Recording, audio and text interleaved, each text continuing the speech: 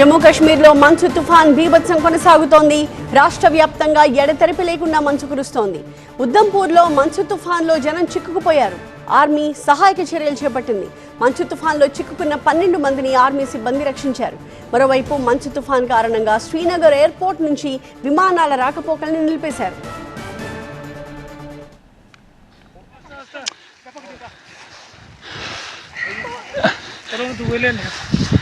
चलो